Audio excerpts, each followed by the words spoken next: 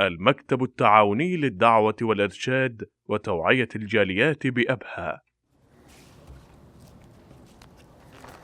الحمد لله نحمده ونستعينه ونستغفره ونعوذ بالله من شرور أنفسنا وسيئات أعمالنا. من يهده الله فلا مضل له ومن يضلل فلا هادي له، وأشهد أن لا إله إلا الله وحده لا شريك له، وأشهد أن محمدًا عبده ورسوله صلى الله عليه وعلى آله وصحبه وسلم تسليمًا كثيرا. ثم ما بعد، أيها الأحبة، درسنا أمس القضية، وقلنا القضية هي في النحو مبتدأ وخبر، زيد كاتب. ثم درسناها وقلنا أن القضية تنقسم إلى 3 أقسام: القضية الشرطية الحملية وهي الأصل، وهناك القضية الشرطية وتنقسم إلى قسمين: متصلة ومنفصلة. القضية الحملية تشبه المبتدأ والخبر، زيد كاتب. ثم درسنا داخلها أنها قد تكون على 3 أنواع: شخصية وكلية ومهملة، صح ولا لا؟ آسف، ومسورة ومهملة. الشخصية واضحة، اللي هي سميتها عندكم إيش؟ مخصوصة أو شخصية. زيد كاتب. المسورة تنقسم إلى قسمين: كلية وجزئية. الكلية تنقسم إلى قسمين: سالبة وموجبة. وقلنا الموجبة مثل كل الطلاب ناجحون، لا شيء من الطلاب ناجحين، هذه سالبة كلية. موجبة جزئية مثل بعض الطلاب ناجحون.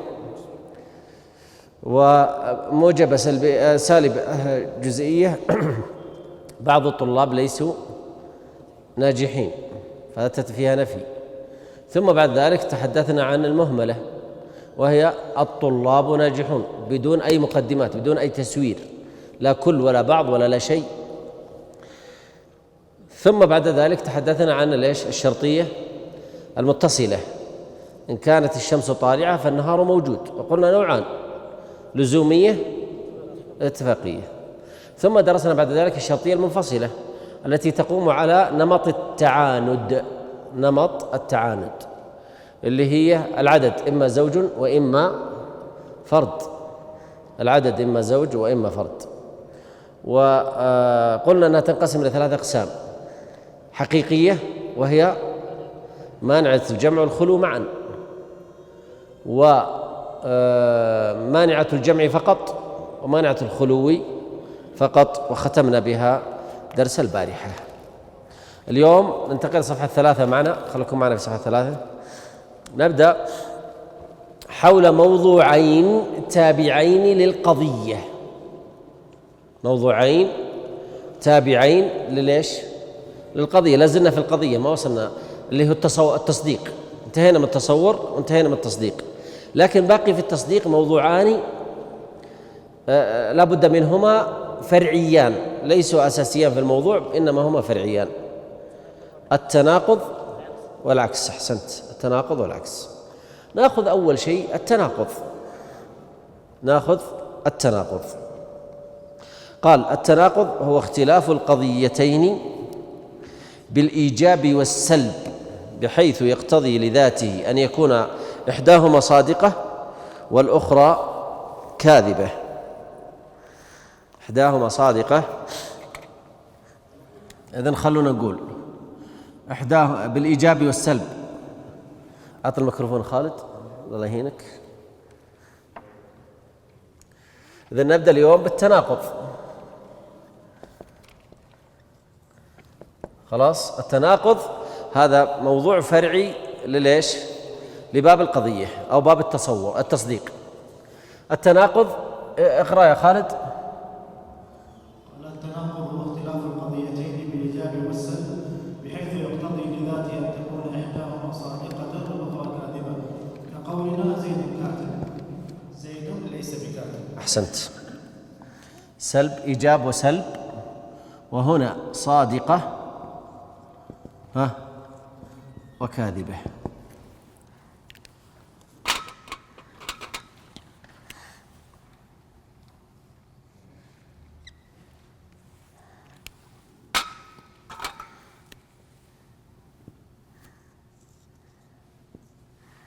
بهذا الشكل. فقد تكون إيجاب وصادقة، أكيد الثانية شو بتكون؟ سلب وكاذبة. وقد تكون سلب وإيش؟ وصادقة. إذن الثانية إيجاب وإيش؟ وكاذبة. لازم واحدة إيجاب واحدة سلب. مثل أعطني مثال اللي قاله زيد كاتب، أكيد بيكون العكس، هنا إيجاب، إيش بتكون الثانية؟ سلب، زيد ليس بكاتب. خلاص، زيد كاتب وزيد ليس بكاتب. طيب، فإذا كان زيد كاتب، إذن لو استخدمنا المقدمتين أو القضيتين، هذه القضية الأولى القضية الثانية، فقال واحد زيد كاتب، قال الثاني زيد ليس بكاتب. طيب إيش الصح؟ أكيد واحد صادق وواحد كذاب، صح؟ فواحد منهم صادق، فمثلا لو كان هذا صادق أكيد هذا إيش؟ كاذب. لكن حقيقة لما تيجي تدرسها أكثر وتعمق فيها تكتشف أن احنا استعجلنا. كيف؟ يمكن الاثنين صادقين. طبعا زيد شخص واحد، زيد هذا هو، خلاص؟ فاحتمال عندي أن زيد كاتب عام 1438، إذن صادق ولا ما بصادق؟ وزيد ليس بكاتب عام 1420. إذن هذا قالها في وقت وهذا قالها في وقت، صح ولا لا؟ إذن لا بد أن عندما نريد أن نقول إحداهما صادقة، إحدى القضيتين صادقة والثانية كاذبة، لا بد أن يتفقا في الزمن، صح ولا لا؟ ولا كذا ما في فايدة. طيب، زيد قائم، وجاء واحد ثاني قال زيد جالس، كلام صحيح. زيد قائم، آسف ليس بقائم، آسف عشان الإجابة والسلب. زيد ليس بقائم. لو نظرنا لها نظرة مجردة كذا نقول واحد صادق واحد كذاب، لكن لو فكرنا هو يمكن زيد قائم فين؟ في السوق، وزيد ليس بقائم في البيت. إذن كلا المقدمتين أو القضيتين صادقة، إذن ما يصلح. إذن لازم نضع شروط. نأتي بمثال ثالث، مثلا خلينا نختار لكم مثال من عندي. مثلا هذا المثال أعيد النظر فيه، زيد كاتب، لكن هذا بالقوة وهذا بالفعل، عامي لا يقرأ ولا يكتب. إذن هذه صادقة وهذه صادقة، فزيد كاتب بالقوة، لو تعلم عرف، وزيد ليس بكاتب بالفعل، فهو الآن لا يعرف لا يقرأ ولا يكتب. إذن نحتاج إلى وضع شروط. كما تتوقعون الشروط؟ عدوها عندكم في المتن.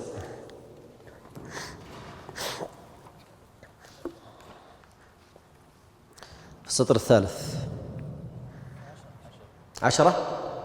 إذن نحط عليه أرقام 1 2 3 إلى 10. وروحوا في الجهة اليمنى واكتبوا لي 10 كلها،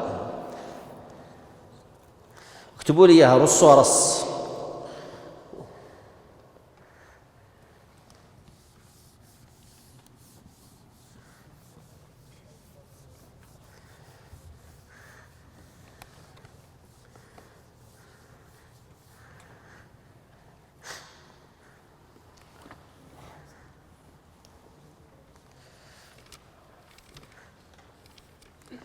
من اللي خطه جيد يعرف يكتب؟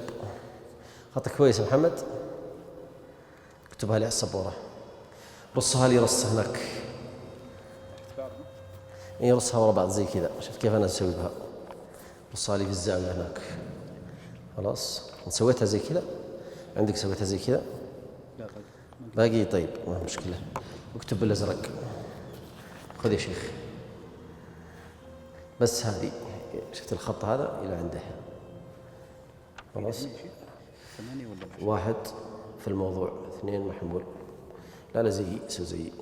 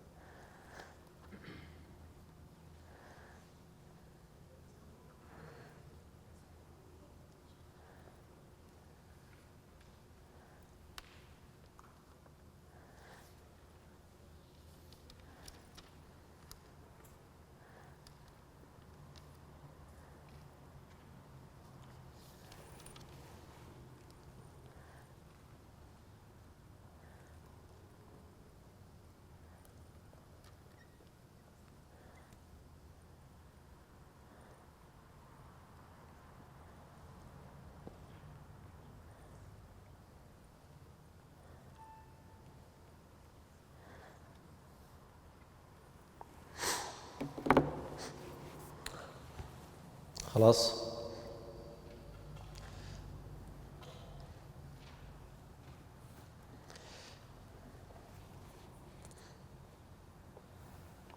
جزاك الله خير. أعطني ورقة. خذ ذاك خذ. طيب يا أحبة، لا بد من اتفاق. المؤلف عندكم الكتاب يقول ولا يتحقق ذلك إلا بعد اتفاقهما. نحن نريد أن كل واحد منا يأتينا بمثالين، أحدهما موجب والثاني سالب، قضيتين موجبة وسالبة، لكن بشرط أن يستخرج منها أن أحدهما صادقة والأخرى إيش؟ كاذبة. فعشان نحقق هذه فلا بد أن نأتي بالثنتين صادقة في كل شرط من الشروط. لا بد أن نحقق الثنتين صادقة والثنتين كاذبة. ففي الموضوع من يستطيع أن يعطينا في الموضوع يكتبها لنا على السبورة غير خالد؟ في أحد ثاني في الموضوع؟ تعرف شو الموضوع؟ الموضوع اللي على اليمين صح؟ اللي هو زيد. والمحمول اللي على اليسار عطنا ومسجل. الآن بيعطيكم في الموضوع وستكون الثنتين صادقة.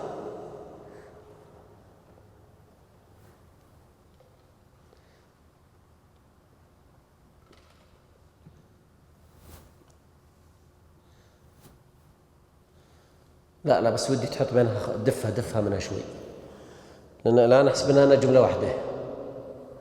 حط شرطة طويلة، طول الشرطة. أيوه اكتب الثاني.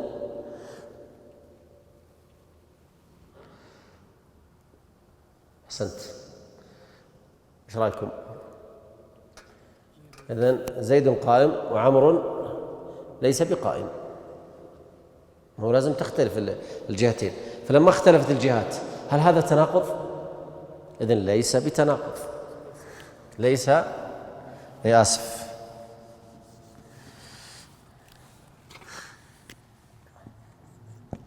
لازم تختلف في الإيجاب والسلب يا مشايخ. هذه زيد قائم وهذه عمرو ليس بقائم. هنا اختلف الموضوع ولا ما اختلف؟ ليس إيش؟ ليس من التناقض. احتمال زيد قائم وعمرو جالس، وش المشكلة؟ اللي بعدها المحمول محمد.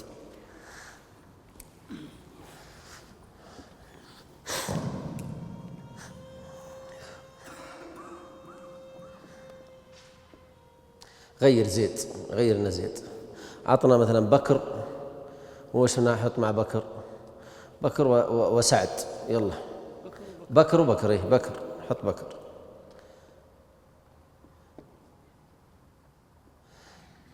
بكر قائم.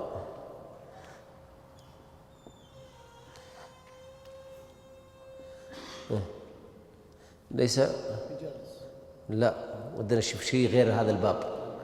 اكتب ليس بناجح، يلا، لأن الجنس واحد، قائم وجالس جنس واحد، بيلخبطنا. ها، بكر قائم وبكر ليس بناجح، مضبوطة؟ هل في تناقض بينها؟ ما في تناقض. أعطونا الثالثة. إذن لازم يتفقون في الموضوع والمحمول. أعطونا الثالثة. من يسويها في الزمن؟ سهل الزمن. لا أنا أبغى غيركم اثنين في الزمن. قم.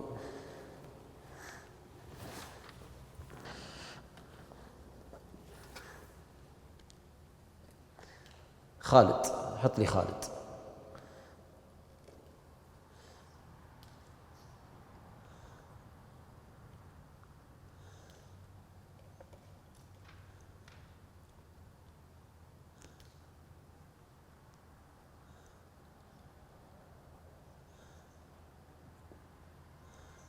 السلام عليك. صح؟ عرفتوا الآن؟ صح. إذن هذا ليس تناقض، لأن خالد قائم في الليل وليس قائم في النهار، فالزمن اختلف في المكان. قم، أبغى نوع يا محمد.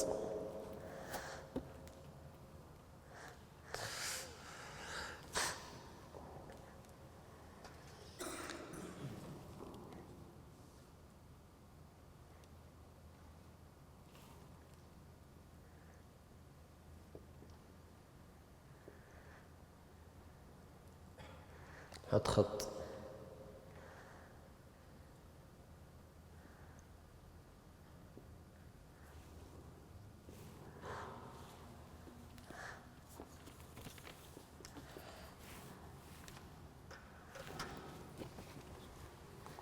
يقول سعد ماشي في مكة، سعد ليس بماشي في جدة. جيد، خلاص. أعطونا اللي بعدها في الإضافة.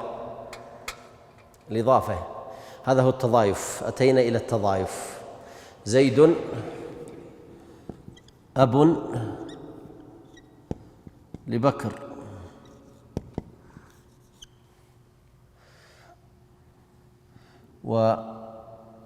وزيد ليس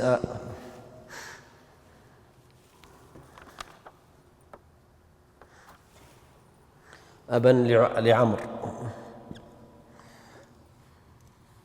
هذا الكلام صحيح، هذا تضايف.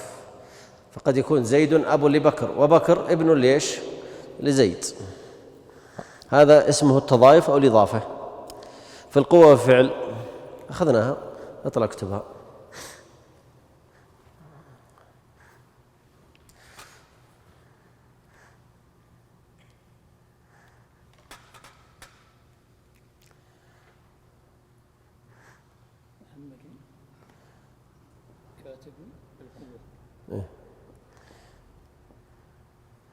محمد ليس بكاتب بالفعل. عرفت الآن؟ فهو كاتب بالقوة ليس كاتب بالفعل. هل هذا تناقض؟ لا. أعطونا اللي بعدها في الجزء الكل. واحد يطلع يكتبها. ما في منصور قوم. والله ما أدري. طيب، الحصان أسود. الحصان ليس بأسود. الحصان أسود في جزئه، بين قوسين أقصد جزئه، ففيه اللون السواد، أحد النقاط الموجودة فيه السواد. وليس بأسود في كله. فإذا قال أحدهم الحصان أسود وقال الثاني الحصان ليس بأسود، كلهم صادقين. الأول قصد أن فيه نقط سود أو في جزء من جسمه سواد. الحصان ليس بأسود في كله. عرفت الآن؟ بقي معي ليش؟ الشرط. تفضل.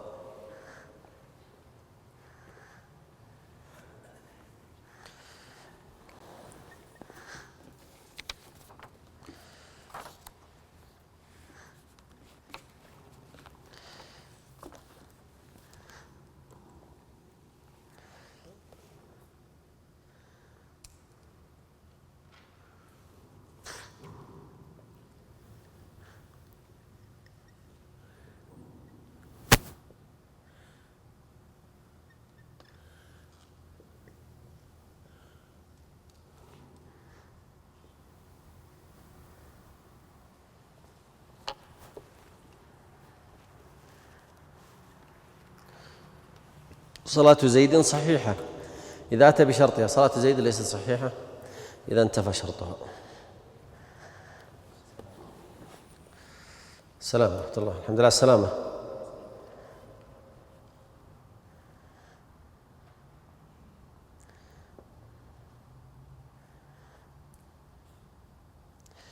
خلاص. طيب انتبهوا معي. اقرأ. ولا يتحقق ذلك السطر الثاني. ولا يتحقق ذلك إلا بعد اتفاقهما في الموضوع والمحمول والزمان والمكان والإضافة والقوة والفعل والجزء والكل والشرط. نحو زيد كاتب، زيد ليس بكاتب. ونقيض الموجبة الكلية إنما هي السالبة الجزئية، كقولنا كل إنسان حيوان، وبعض الإنسان ليس بحيوان. هذا يمسح السبورة.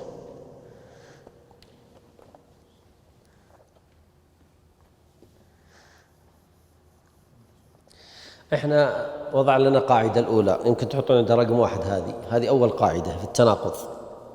أول قاعدة في التناقض هذه، نقيض الموجبة الكلية إنما هي السالبة الجزئية. لكن لابد أن أثبت أنا بالدليل قبل أن أصل إلى النتيجة. فالمفروض نأخذ البرهان قبل النتيجة، تكون النتيجة في الأخير.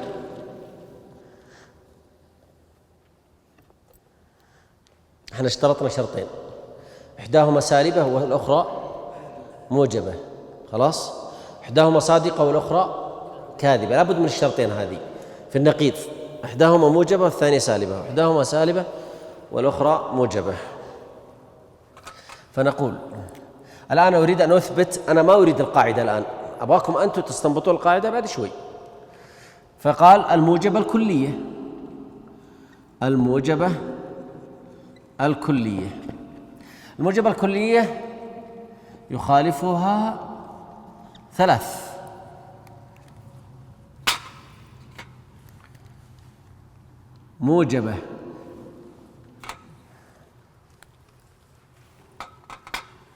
موجبة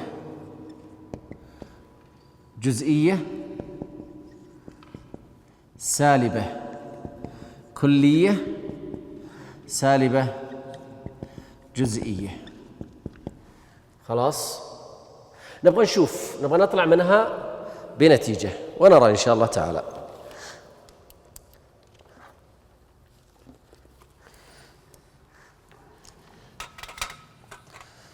خلاص. إذن عندي الموجبة الكلية. أنا الآن قبل ما أصل للنتيجة، النتيجة اللي قالها هو نصل لها بعد شوي. الموجبة الكلية أمامها 3 خيارات: موجبة جزئية، سالبة كلية، سالبة جزئية. خلونا نشوف. الموجبة الكلية كل إنسان حيوان. صح ولا ما هي صح؟ خلاص. هذه الكلمة كل إنسان حيوان صادقة أم كاذبة؟ صادقة.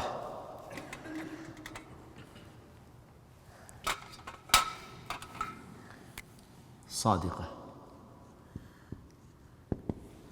طيب الآن إيش نسوي؟ نأتي بالموجبة الجزئية اللي تشبهها. بعض الإنسان حيوان. صادقة أو كاذبة؟ صادقة. صح ولا لا؟ بعض الإنسان حيوان والبعض الثاني حيوان، فلا إشكال إن شاء الله، النظر في المنطوق فقط. إذن هذه صادقة.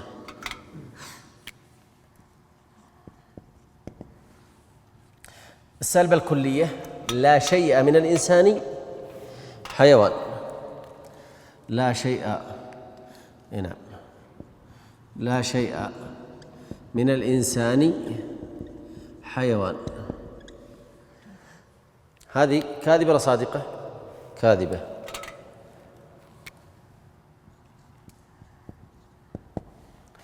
خلاص.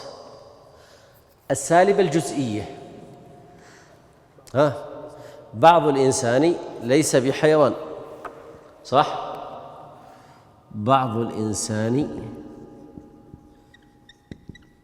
ليس بحيوان. هذه ايش حكمها؟ كاذبة. هيا نطبق كلامه. كل إنسان حيوان. صادقة. اتفقنا في النقيض أمرين: يختلفون في الصدق والكذب، ويختلفون في السلب والإيجاب. خلونا نشوف هذه تخالفها، ما فيها تناقض. خلاص. طيب نجي للثانية: كل إنسان حيوان. صادقة ولا ما هي صادقة؟ صادقة. لا شيء من الإنسان حيوان. كاذبة ولا ما هي كاذبة؟ طيب ننظر فيها. هنا هذه صادقة وهذه كاذبة، هذه إيجاب وهذه سلب. ايش رايكم؟ ننطبق على التناقض؟ ننطبق على التناقض. خلاص. الثالثة: كل إنسان حيوان. هنا بعض الإنسان ليس بحيوان. قولوا هذه ايش؟ صادقة وهذه كاذبة، هذه موجبة وهذه سالبة.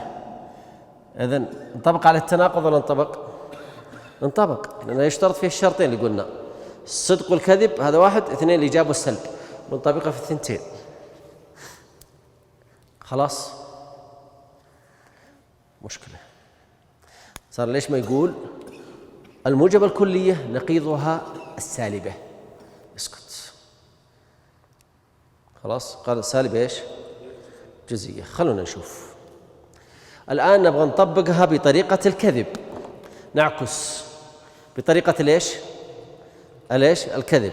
خلونا نجيب مثال آخر تكون فيه الموجبة الكلية كاذبة، ونشوف هناك هل تنطبق عليها ولا لا. نغير اللون، نحاول ناخذ اللون الأسود. ما أدري كيف أسوي.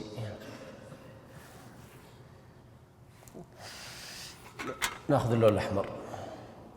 كل حيوان إنسان. ايش تقولون في هذه؟ كاذبة. في حيوانات ليست بإنسان، فنكتب عندها بالأسود كاذبة. خلاص. الآن الأخضر انتهينا منه. ركزوا معي في ليش؟ في الأسود. في الأخضر لا، بالأحمر. الأمثلة التي بالأحمر. نأخذ الأولى: موجبة جزئية. أعطوني. نعم. بعض الحيوان إنسان. يعني القلم الأحمر. هذه الأولى: بعض الحيوان إنسان. صادقة ولا كاذبة؟ صادقة.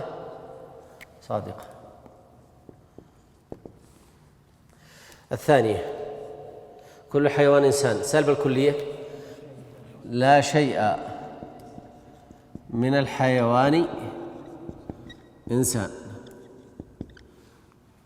كاذبة ولا صادقة؟ كاذبة. لا شيء من الحيوان إنسان. كاذبة.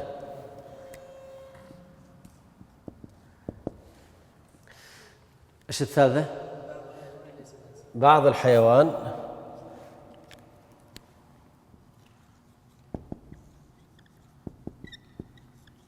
ليس بإنسان أو ليس إنسان. صادقة ذي؟ تأكدين؟ صادقة. خلاص؟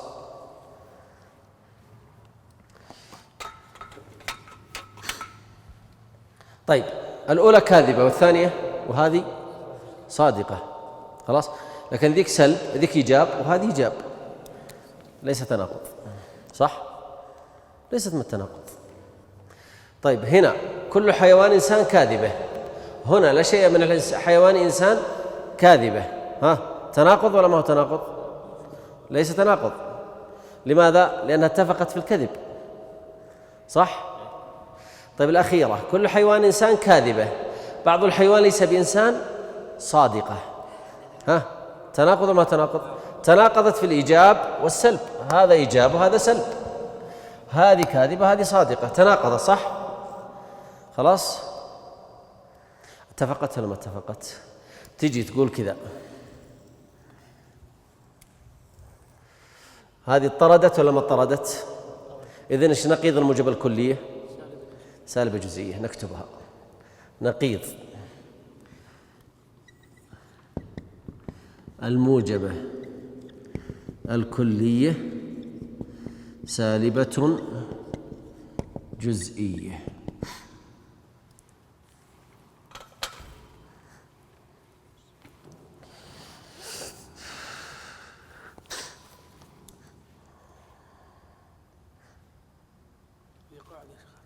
هي قاعدة، شوفها هو قالها، حطوا عندها القاعدة الأولى، السطر ايش يا شيخ؟ الرابع، نقيض الموجبة الكلية، سطر الرابع، إنما هي السالبة الجزئية. خلاص، هذه القاعدة الأولى في باب التناقض. طيب الاختلاف هنا اختلفت في ماذا؟ الاختلاف انصب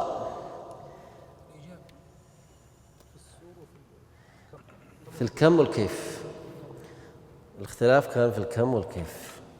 حطها كذا من باب التنبيه، تنبيه الاختلاف في الكم والكيف.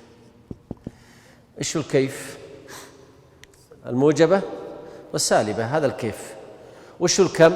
الكلية والجزئية. فهمتوا معي؟ صار الاختلاف في الكم، هذا تنبيه، الاختلاف في الكم وهو الكلية مع الجزئية، والكيف الموجبة مع السالبة.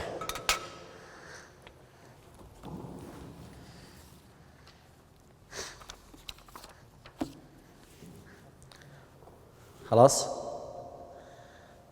ناخذ القاعدة الثانية. اقرأ القاعدة الثانية. قال ونقيض السالبة الكلية إنما هي الموجبة الجزئية، كقولنا لا شيء من الإنسان بحيوان وبعض الإنسان حيوان. أحسنت، هذه القاعدة الثانية، سجلوا عندها القاعدة الثانية باب التناقض. غدا امسح السبورة.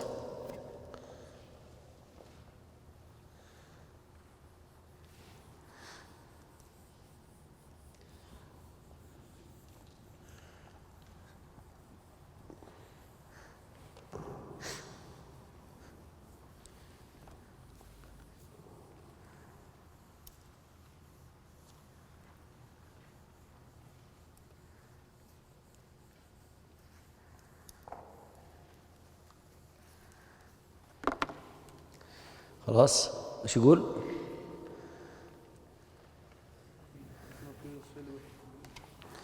نقيض السالبة الكلية، نسجل على السبورة أول واحدة والباقي ينبني عليها.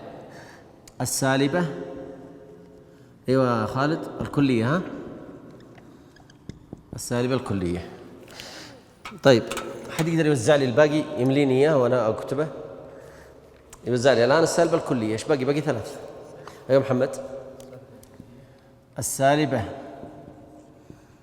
الجزئية،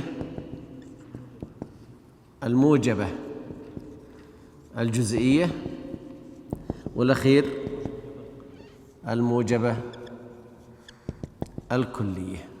نبدأ نأخذها صادقة ثم نأخذها إيش؟ كاذبة، أو كاذبة ثم صادقة. ها،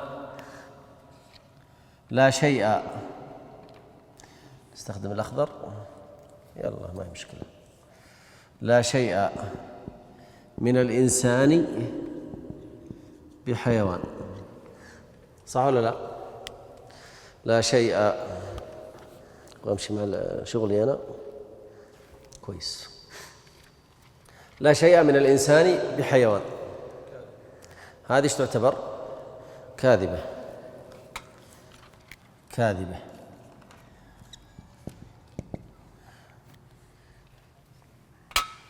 طيب أعطوني أمثلة على السالبة الجزئية. نفس المثال، بعض الإنسان ليس بحيوان. بعض الإنسان ليس بحيوان. الموجبة الجزئية غيره، نبغى وجيه جديدة. ها أنت، بعض الإنسان حيوان. السلام عليك. الموجبة الكلية. أيوة. أولا الحمد لله على السلامة وطهور إن شاء الله. تفضل.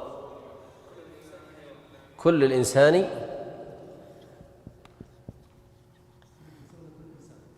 لا فرق. كل إنسان حيوان. نبغى الآن نحكم عليها. بعض الإنسان ليس بحيوان، كاذبة ولا صادقة؟ كاذبة. بعض الإنسان حيوان، صادقة؟ صادقة. كل إنسان حيوان، صادقة ولا كاذبة؟ صادقة. إذن إذا كانت الأولى هذه كاذبة وأيضا سلبية سالبة، سالبة كاذبة.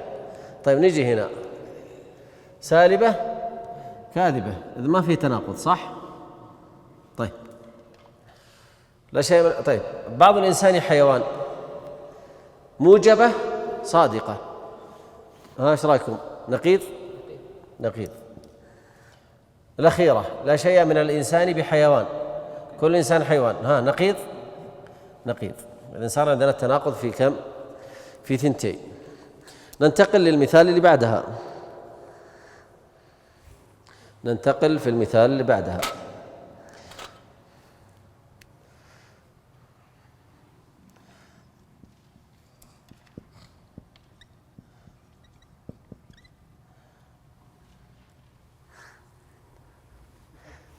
شكلي أخطأت في شغلي يعني في التحضير. نعم أخطأت. لا شيء من الحيوان بحجر، أو لا شيء من الإنسان. أحسن عشان تمشي سوا. ها لا شيء من الإنسان بحجر. ايش رأيكم أنتم؟ صادقة. ها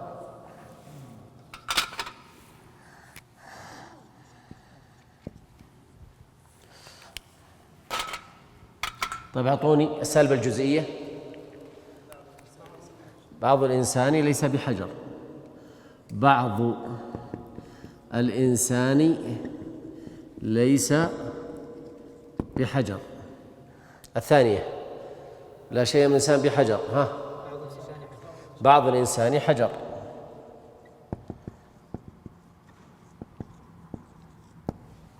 الثالثة، كل إنسان موجبة كلية حجر. الأولى صادقة. طيب تعالوا هنا، بعض الإنسان ليس بحجر. ها صادقة ولا كاذبة؟ صادقة. صح ولا لا؟ بعض الإنسان ليس بحجر، والبعض الآخر كذلك ليس بحجر، ما في إشكال يعني. بعض الإنسان حجر، كاذبة. خلاص. كل إنسان حجر، كاذبة. طيب هنا سالبة صادقة، هنا سالبة صادقة، إذا ما هو تناقض صح؟ طيب الثانية تناقض؟ نعم. الأخيرة تناقض؟ ها كل إنسان حجر، كاذبة. تناقض ولا ما تناقض؟ تناقض. ها متأكدين؟ متأكدين ولا لا؟ ايش فيكم خايفين كذا؟ الآن شغلي كله اللي هنا صح ولا خطأ؟ بعض الإنسان حجر، هذه كاذبة صح؟ موجبة كاذبة، موجبة كاذبة، وهنا سالبة صادقة، إذن صح. تناقض، في تناقض. ما احنا قلنا التناقض في حاجتين يا أسعد، في السلب والإيجاب لابد تكون عكس، وفي الصدق والكذب صح؟ طبقها مضبوط. إذا عندنا ثنتين. طيب خلونا ننظر في هذه، ننظر في هذه. نقول الموجبة سواء كانت جزئية أو كلية، إذن إيش نقول؟ السالبة الكلية نقيضها قولوا لا موجبة واسكت. فهمتوا معي؟ نقول الخلاصة فيها السالبة الكلية نقيضها قولوا موجبة ونسكت. كلية وجزئية، في مشكلة؟ إيش قال في الكتاب عندكم؟ ونقيض السالبة الكلية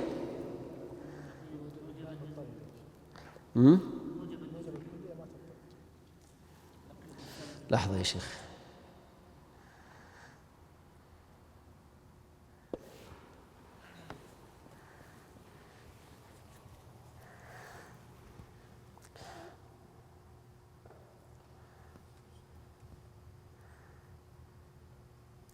طيب هذه كاذبة وهذه صادقة.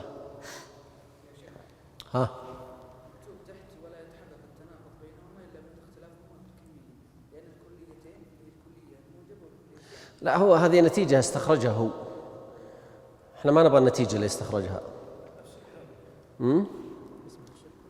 طيب نجرب لشيء من الحيوان بإنسان. أي مضبوط، اللي أنا قلت إني أخطيت فيها طلع ما أخطيت. نجرب لا شيء، نبغى نشوف تطرد ولا لا. من الحيوان بإنسان. طيب نطبقها بدل هذه.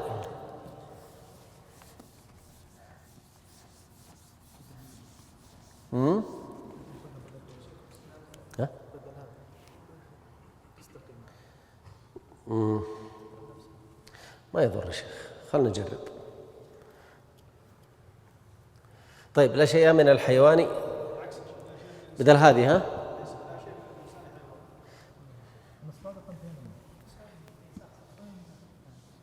هنا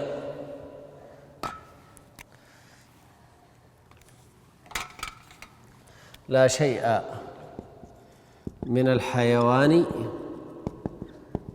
إنسان.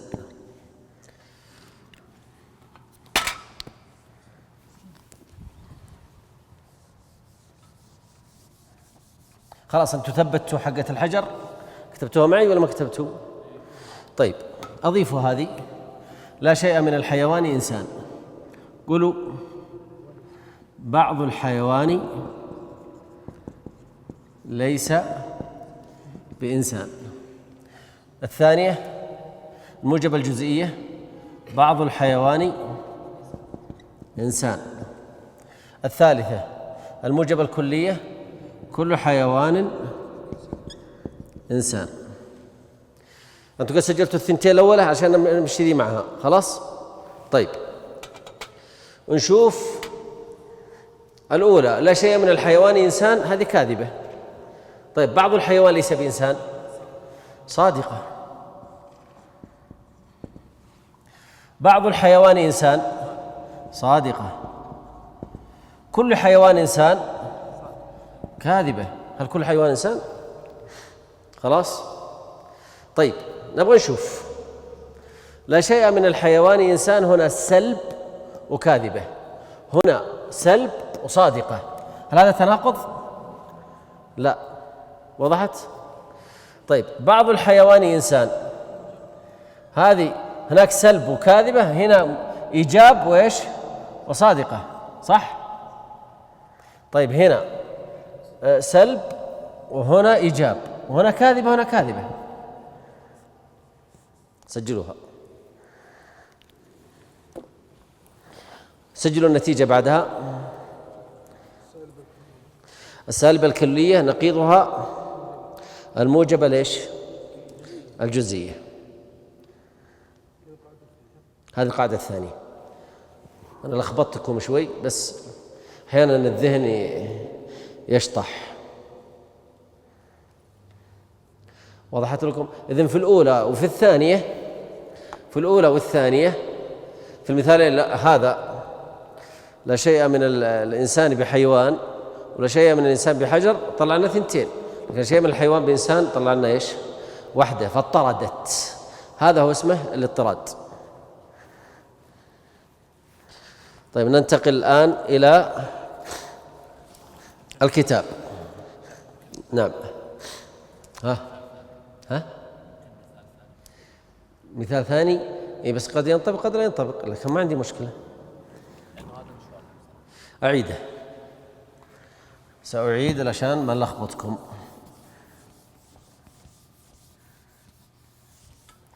احنا انتهينا من السالبة ليش؟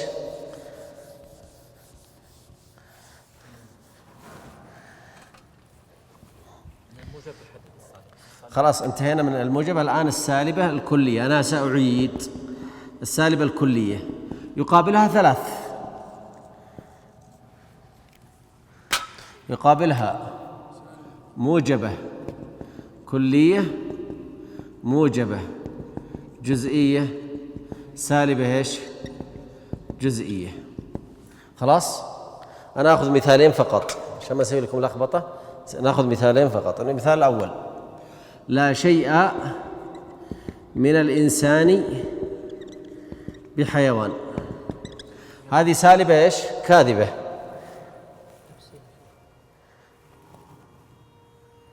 وين راح القلم؟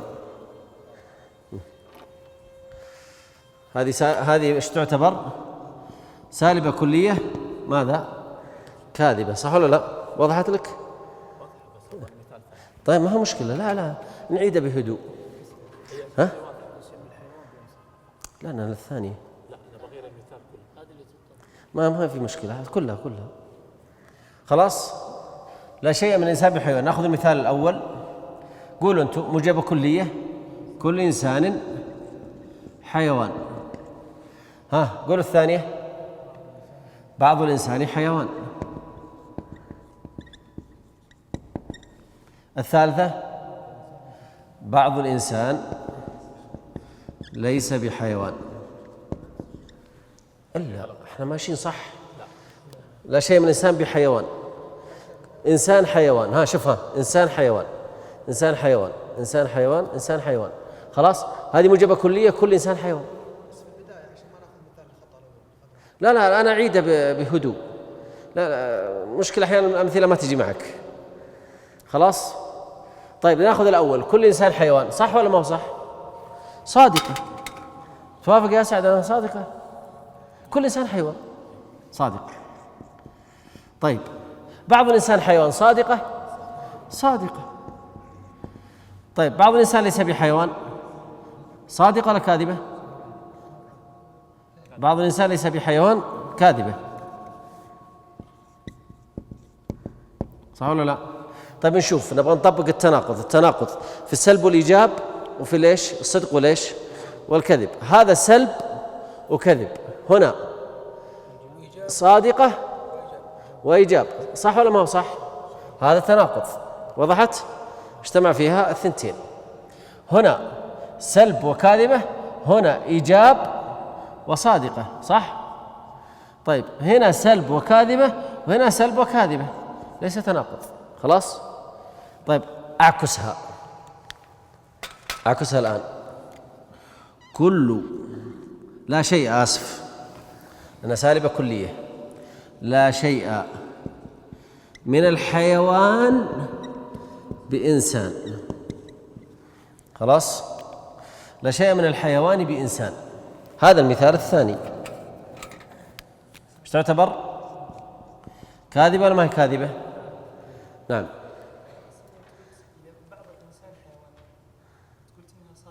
إيه بعض الإنسان حيوان، والبعض الثاني ما حكمنا عليه، فهو حيوان كذلك، ما في إشكال. عرفت؟ إحنا نتعامل مع المنطوق، مفهوم؟ لا أنت فهمت أن إذا كان بعض الإنسان حيوان أكيد أن البعض الآخر ليس بحيوان.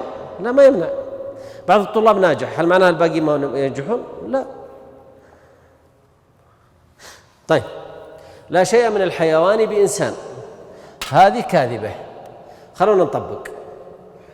كل حيوان غير القلم. أيوه. كل حيوان إنسان. الثانية بعض الحيوان إنسان.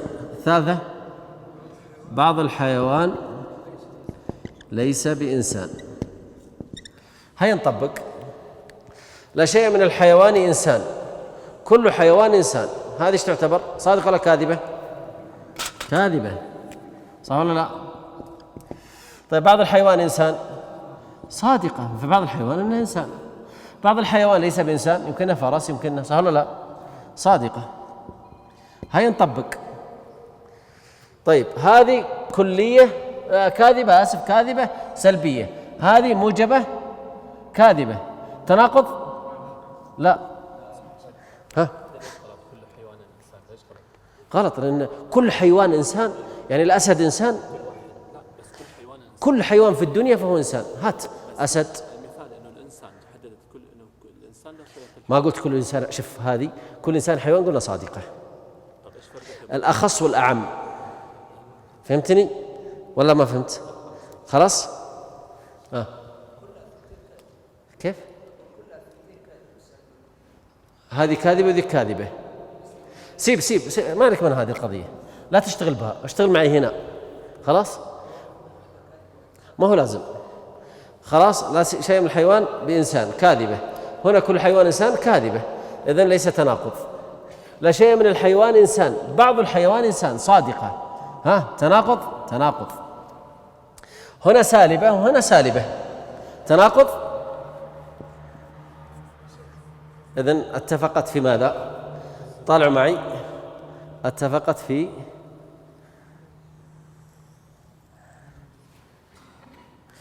إذن السالبة الكلية نقيض الموجبة ليش؟ الجزئية. سجلوها.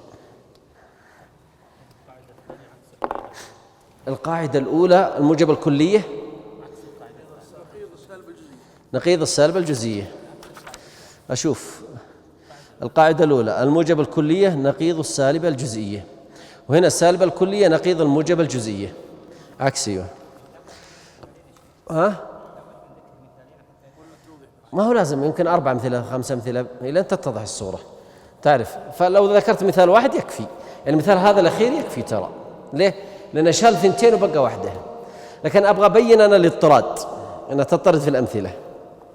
طيب اللي بعدها إيش يقول؟ المحصورتان لا يتحقق التناقض بينهما إلا بعد اختلافهما في الكمية، لأن الكليتين قد تكذبان، كقولنا كل إنسان كاتب ولا شيء من الإنسان بكاتب. إذا نسجل القاعدة الثالثة. القاعدة الثالثة الشخصية. القاعدة الشخصية هذه القاعدة الثالثة. احنا أخذنا قاعدتين الآن.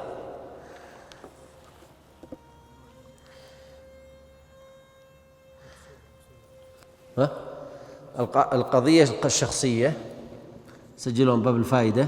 هذه قاعدة ثالثة قد لا يكون ذكرها المؤلف. نعم. نقيضها بالكيف فقط. علي حاضر، علي ليس بحاضر. القضية الشخصية نقيضها بالكيف فقط.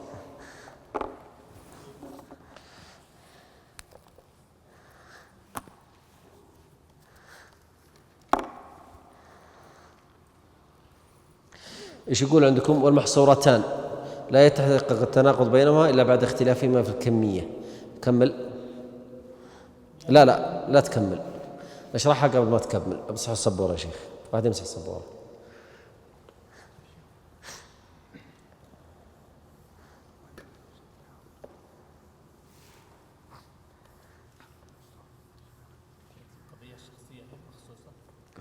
المخصوصة زيد، علي، بكر. لكن قلت كل إنسان، هذه كلية. بعض الإنسان هذه جزئية. هذه الشخصية هي المخصوصة.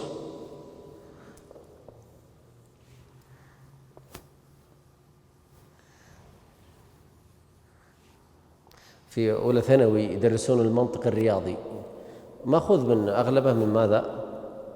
من علم المنطق. المنطق أحد أفراد علم الفلسفة. عرفتوا؟ علم الفلسفة واسع، فأحد أفراده علم المنطق. وبعض العلماء الفلاسفة يقول لا، المنطق توطئة لعلم الفلسفة وليس أحد أفراده. أما الرياضيات فلا، هذا بلا خلاف أنه أحد أفراد ليش؟ علم الفلسفة.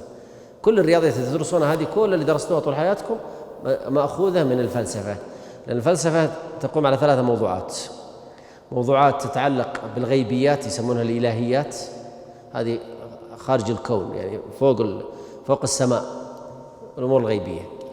والطبيعيات تدخل فيها الفيزياء، يتكلم عن الطبيعة الواقع. ووسط بينها وهو الرياضيات، فلسفة الرياضيات، فلسفة الأخلاق، فلسفة الاقتصاد، فلسفة التربية والمنزلية، أنواع أخرى كثيرة جدا، فلسفة القضايا الاجتماعية. فهذه تأتي في الوسط. واللي منكم دخل علم الاجتماع وعلم النفس يجد أن في مقدمات فلسفية يأخذونها قبل الدخول في هذا العلم. طيب، انتبهوا معي السبورة. 1 ممكن تكتبونها في الهامش اللي عندكم: لا تناقض بين موجبتين. لا تناقض بين سالبتين. لا تناقض بين كليتين. لا تناقض بين جزئيتين.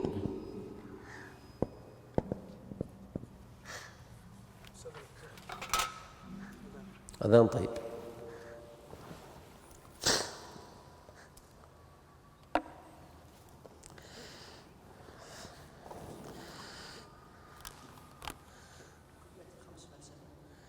لا، إن اعتبرنا المنطق من الفلسفة فتكون الكليات ال5 جزء من الفلسفة، إن اعتبرناها مقدمة فتعتبر مقدمة، هي أحد أفراد المنطق.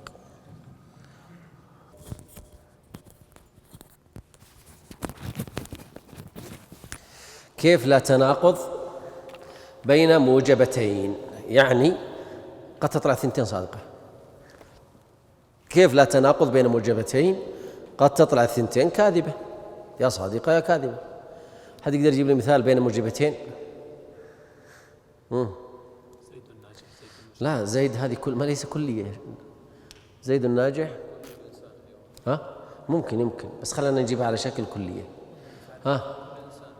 كل إنسان حيوان. وبعض الإنسان حيوان. جيد، نطبق. كل إنسان حيوان وبعض الإنسان حيوان. خلاص. طبعا أسعد جاب مثال، بس المثال بيتعبنا شوي، ولا هو صحيح؟ لا تناقض بين موجبتين: كل إنسان حيوان بعض الإنسان حيوان. إيش تعتبر 2 صادقتين؟ صادقتان. طيب، لا تناقض بين سالبتين. لا شيء من الإنسان بحيوان. بعض الإنسان ليس بحيوان. لا شيء من الإنسان بحيوان، هذه كاذبة ولا ما هي كاذبة؟ وبعض الإنسان ليس بحيوان، كاذبة ولا ما هي كاذبة؟ إذن 2 ايش تعتبر؟ كاذبتان. يا سلام. لا تناقض بين كليتين: كل حيوان إنسان. أيوه. ولا شيء من الحيوان بإنسان. كل حيوان إنسان، صح ولا لا؟ ولا شيء من الإنسان بحيوان. ايش تعتبر؟ كيف؟ لا شيء من الحيوان بإنسان. صح، أنا غلط. لا شيء من الحيوان بإنسان. كل حيوان إنسان ولا شيء من الحيوان بإنسان. إيش رأيكم؟ كلها كاذبتين. ها؟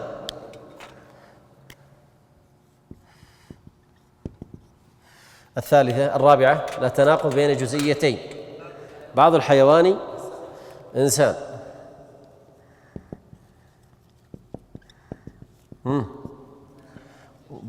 لا شيء، لا، بعض الحيوان ليس بإنسان. صادقتين ولا كاذبتين؟ صادقتين.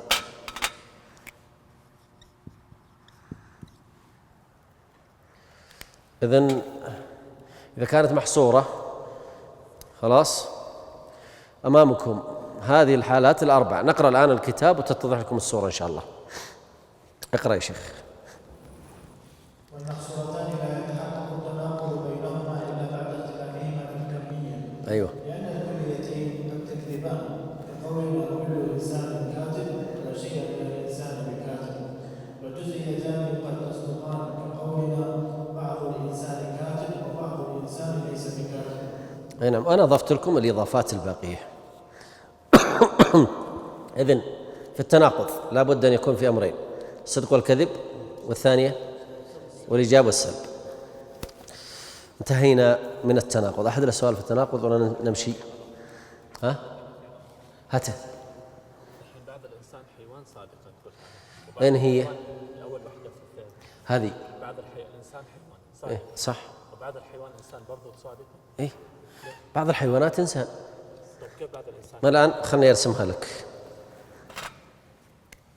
إنسان، فرس، أسد، غزال إلى آخره. خلاص هذه الحيوان. بعض الحيوان إنسان، شو المشكلة؟ طيب بعض الإنسان حيوان. احنا قلنا لا تفكر في المفهوم، أنت راح ذهنك للمفهوم. منطوق اللفظة أن بعض الإنسان حيوان، صح ولا لا؟ بمفهوم الآخر، المفهوم شو؟ أن بعض الإنسان ما هو بحيوان، صح؟ هذا فاهمك أنت، لكن ما ذكره. هل ذكره؟ وذكر بعض الإنسان حيوان والبعض الآخر حيوان، ما في مشكلة. فقال بعض الإنسان حيوان، طيب والبعض الآخر ما تكلمت عنه، سكت. وضحت لك؟ هذا قسلني زميلك اللي هنا وقلت نفس الكلام. وضحت؟ نعم، أنا أسكت عن المفهوم. طيب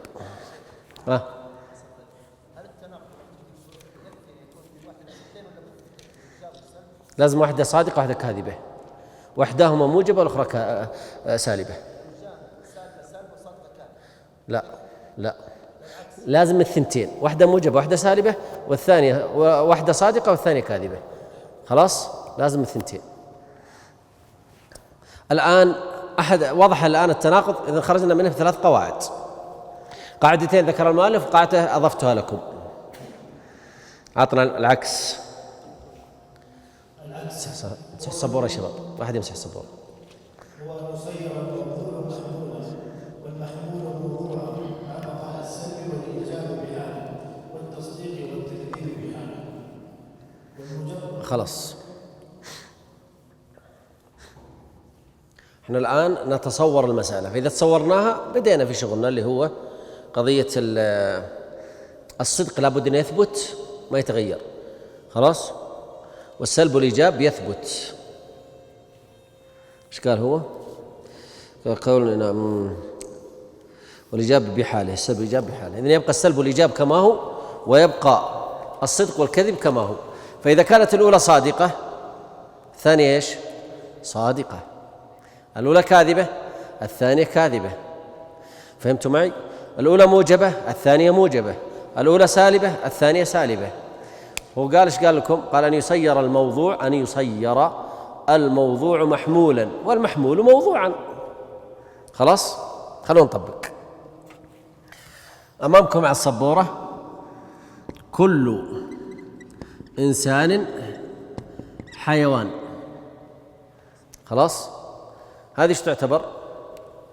صادقة، صح؟ موجبة. شوفوا معي، نخرج منها بنتيجتين: أنها موجبة زايد صادقة، وكلية كذلك، ما عندنا مشكلة. خلاص، عكسها اجعل الموضوع محمولا والمحمول موضوعا. كل حيوان إنسان. هذه ايش تعتبر؟ هذه موجبة وصادقة. هذه شو تكون؟ موجبة وكاذبة. موجبة وكاذبة. هل هذا عكس؟ هل هذا تعاكس؟ لا، لازم تكون هذه موجبة صادقة وتكون هذه موجبة صادقة، بس اعكس الموضوع محمول والمحمول موضوع. إذا المسألة شكلية في الشكل. خلاص وضحت؟ هذه ليست من التعاكس. طب نبغى نطبق. أول كلمة ايش قال؟ بس أنتم فهمتوا الآن ايش معنى الموضوع محمول والمحمول موضوع؟ هذا موضوع وهذا محمول. هذا موضوع وهذا محمول. ايش سوينا؟ قلبنا الموضوع صار ايش؟ محمول، وقلبنا المحمول صار ايش؟ موضوع. فهمتوا الفكرة؟ بس ثم نخرج بنتيجة. ما دام هذا إيجاب وصادقة، هذا لابد يكون إجابة صادقة. خلونا نشوف. أو كاذبة. طيب نبدأ ناخذ أول واحدة الشيء يا شيخ. قال والموجبة الكلية. أيوة، الآن أبغى أطبق أمامكم على الموجبة الكلية.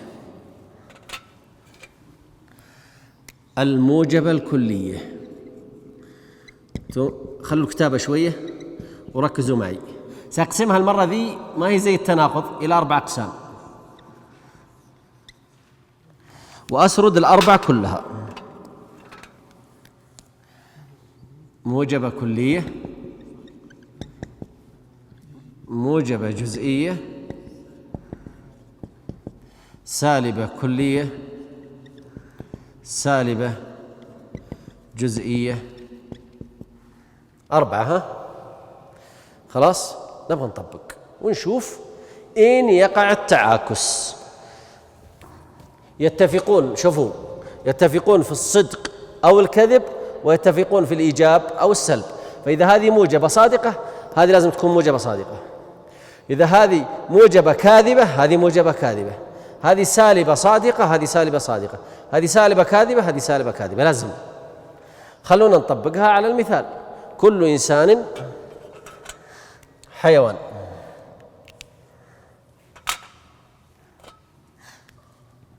كل إنسان حيوان.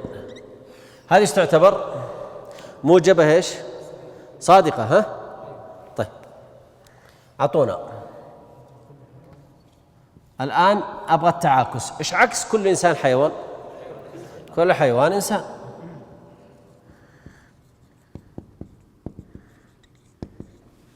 الثانية بعض الحيوان إنسان.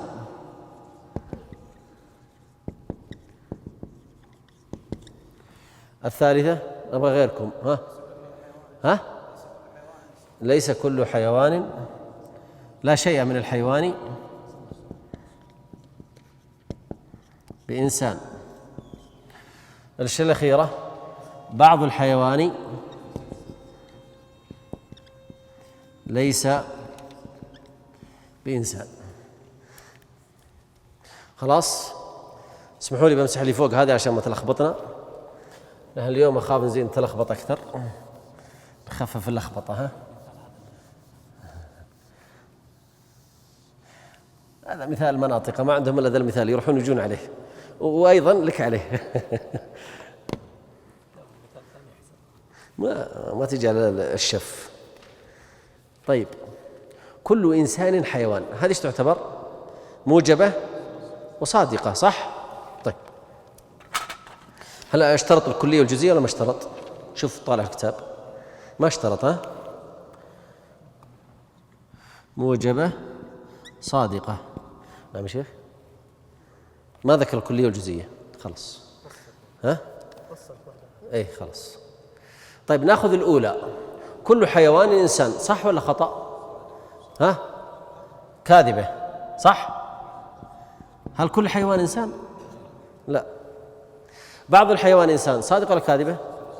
صادقة. طيب السلبة الكلية، لا شيء من الحيوان بإنسان. كاذبة. بعض الحيوان ليس بإنسان. صادقة.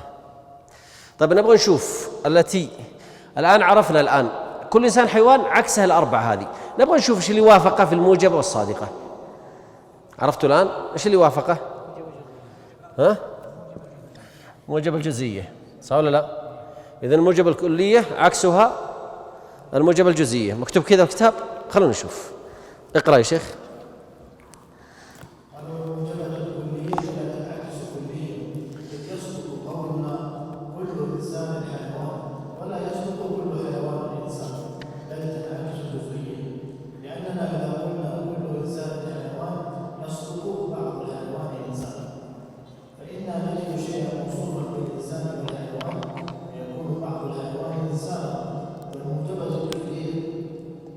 الموجبة الكلية إيش يقول هو؟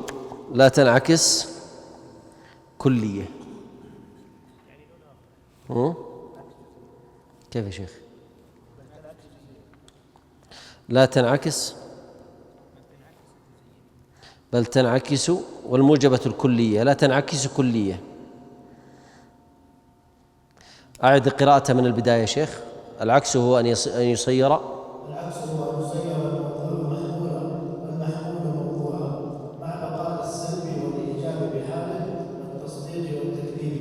ممتاز. عطنا. والموجبة الكلية لا تنعكس كلية، إذ يصدق قولنا كل إنسان حيوان ولا يصدق كل حيوان إنسان، بل تنعكس جزئيا، لأننا إذا قلنا كل إنسان حيوان يصدق بعض الحيوان إنسان. طيب مضبوط. فإنا نجد كمل نجد شيئا موصوفا بالإنسان والحيوان فيكون بعض الحيوان إنسانا. طيب كذا يقصد المؤلف أن الموجبة الكلية تنعكس إلى موجبة جزئية وسالبة جزئية، صح ولا ما هو صح؟ هل يوافق على هذه؟ ايش رايكم؟ ايه هو تنعكس في الصدق، هذه مضبوطة، بس في الإيجاب والسلب اختلفت ولا ما اختلفت؟ اختلفت هذه الثلاث. فنقول هي اتفقت في الإيجاب في الصدق والكذب، اتفقت، هذه صادقة هذه صادقة. لكن الإشكال هل كل إنسان حيوان، يعني بعض الحيوان ليس بإنسان، هل تعتبر عكس؟ لا، لأن اختلفت في الإيش؟ في الإيجاب والسلب. هذه اللي نختلف مع المؤلف فيها. ها؟ لا، ايوه بس انه لما جاي يناقش ايش قال؟ قال والموجبة الكلية لا تنعكس كلية بل تنعكس جزئية، يدخل فيها هذه وهذه مع بقاء السلام. طيب سجلوا على السبورة.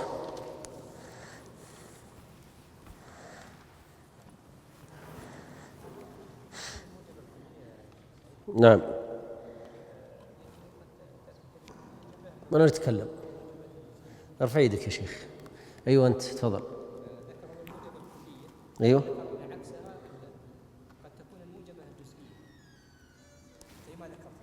ايوه لا، قال عكسها الكلية الجزئية، بس تنعكس جزئية فقط. شوف السطر، عد لي من تحت السطر الخامس. بل تنعكس جزئية، ما قال بل تنعكس جزئية كل موجبة مثلا، لا ما قاله. الموجبة الكلية مفروض تنعكس موجبة جزئية، بس هو قال بل تنعكس جزئية. إذا كان يقصد الموجبة الكلية تنعكس جزئية موجبة بناء على الكلام السابق، ايوه. عطنا اللي بعدها يا شيخ، عطنا اللي بعدها، القاعدة اللي بعدها. عاد يمسح السبورة. طيب نبغى واحد منكم يقوم يرسم لنا الموجبة الجزئية زي ما سويت أنا بالضبط. ها قم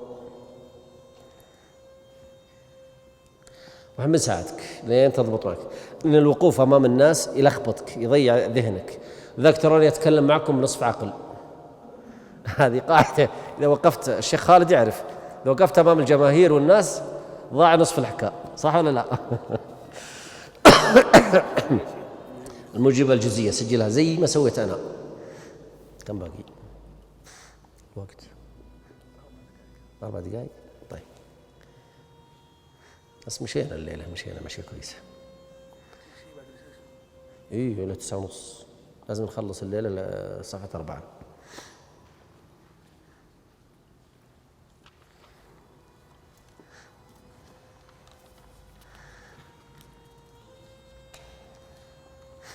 هبوا زيت لذا الباب، هبوا له زيت قاعد يبصم على فمه.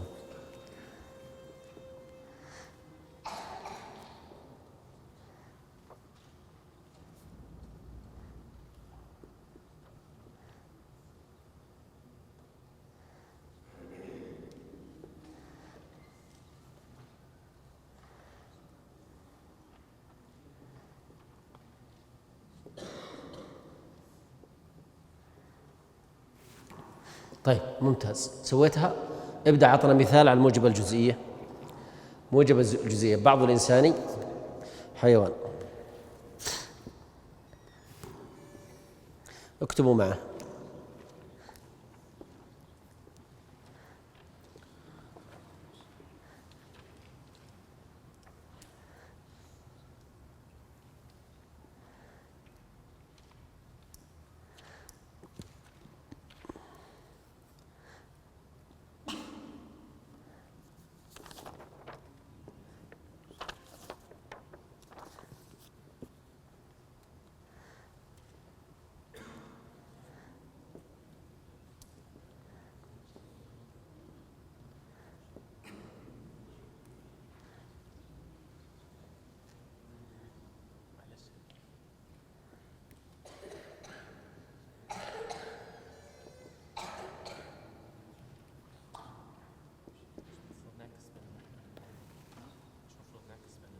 لا يا شيخ، خل قلت لك راح نصف الذهن.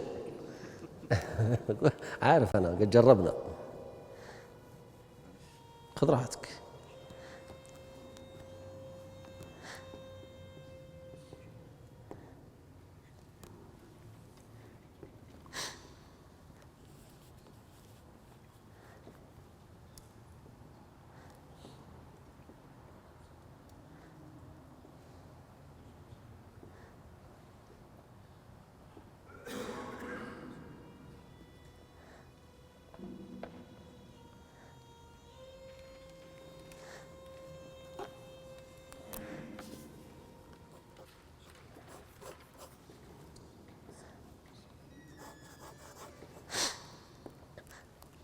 خلاص.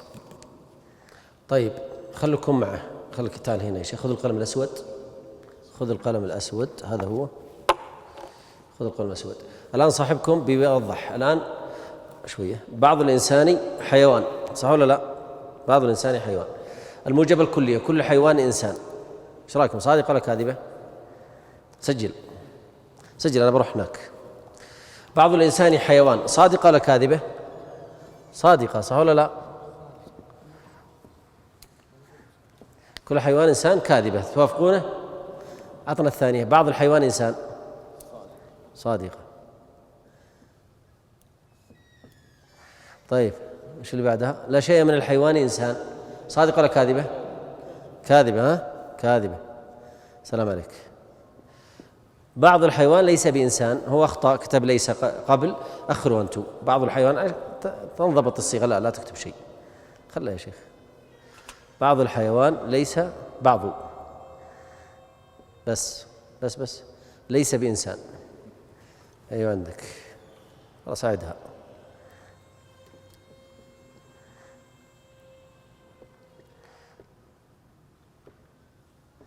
ايش تكون؟ صادقة. بعض الحيوان ليس بإنسان، صادقة. ايش رايك أنت؟ صادقة. طيب أباك تطبق، أباك تجيب لي الموجبة الجزئية، ايش ما الذي يعاكسها؟ بشرط الصدق واحد، والثاني ايش؟ الإيجاب واحد. يلا.